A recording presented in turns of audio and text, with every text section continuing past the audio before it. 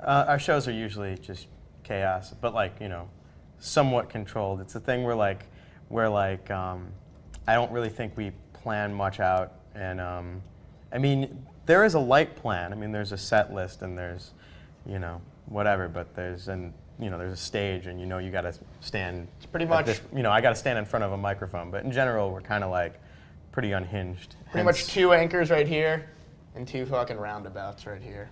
But he's got a broken dude. Anchor now.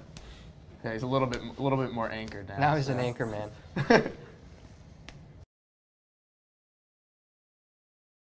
I think venues are all, every city, every venue, every stage, everywhere in the world has its own personality. And it's one of those things where a good show really depends on whether or not everyone wants to be there. You know what I'm saying? Like, if the crowd wants to see the show and the band wants to play it, then it's a good show. Totally. Like, it doesn't really matter if there's 10 people or 10,000. And I've played some and there's always, you always hear this kind of preference for smaller shows. I disagree. I think I've played plenty of 10,000 seaters that were better than that one time we played this cowboy bar and no one really liked us, right? But nonetheless, and that was a small show, right? But nonetheless, we played equally as many, you know, awesome shows to like with 4 10,000 people, you really need the big thing of Purell. You can't have the little. The little one just won't do that. I mean, there is the holster one is not good for 10,000 people. Industrial yeah, Walmart you need size Costco. I mean, tub. You need to be able to get your head underneath that thing. I mean, there's like an aspect about like the smaller shows when they're fully packed and everyone's just like real sweaty and there's so much like energy going on that like, and that's what she said. I'm sure will come up in like a minute, but nonetheless, I mean, like there's definitely like a different feeling there, you know, because you're That's just what she said. all right, because there's so much, you know, that, like, you know, you're so close to people, there's really no like separation, and I think it's definitely slightly different in a bigger venue, but like Patrick was saying, it's like it's all about like if the crowd's feeling it and you're feeling it, you can, you know, throw it back and forth, sort of. I think that like definitely makes a really good show. Bono's big venues. What's that? No, sorry. Bonos. Right. Bonos. Everywhere it has a surprising amount of similarities, but some things that are just totally different. Like Japan, what's the thing that they do where it's like a chant, like there's a Hey. on beats 2 and 4, and just impromptu, everyone will do it in unison, like out of nowhere, and like you don't instruct them to do it, it just happens. Like and you know, in Australia there's the Aussie. Oi, oi, oi. Yeah. Yeah, I mean, there's definitely cultural things that are totally different they're new and exciting to us because we're not used to them.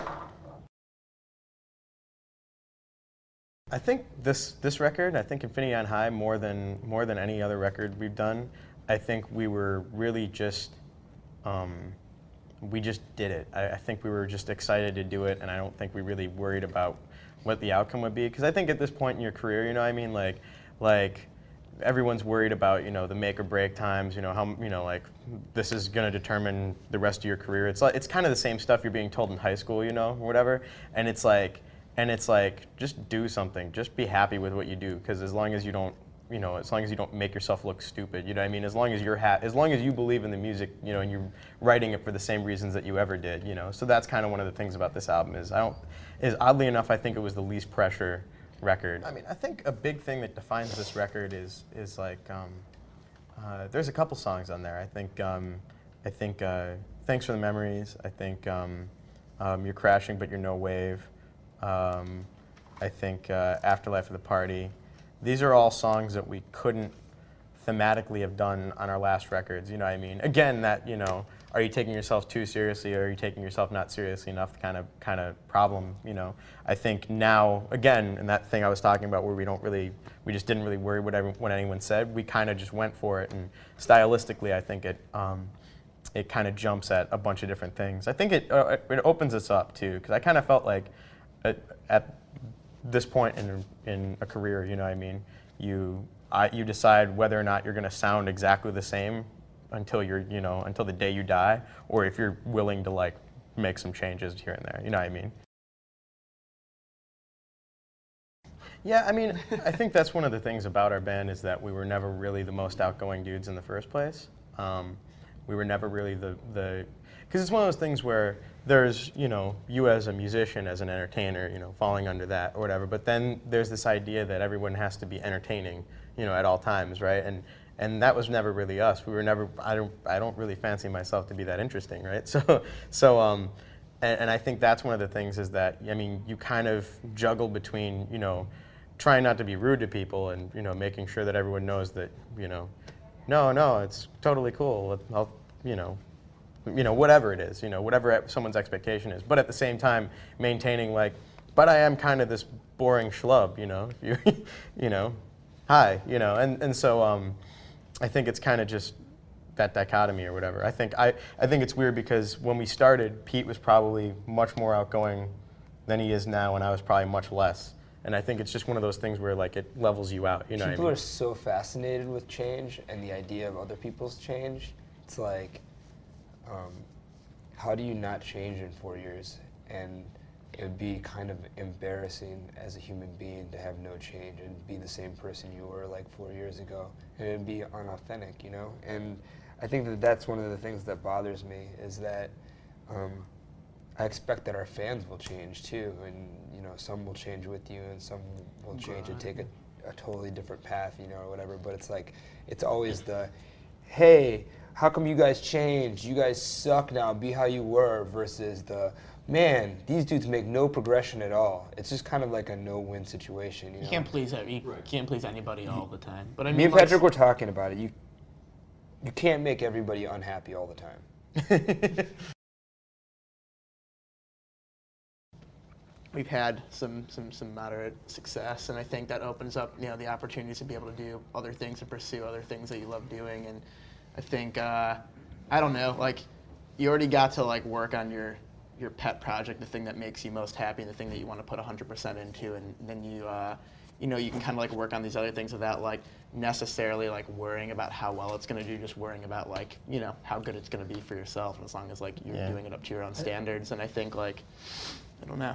I think a lot of it happened accidentally. It's just stuff we're into, like the drum company. It's just, you know, I'm endorsed by CNC, and the opportunity kind of arose.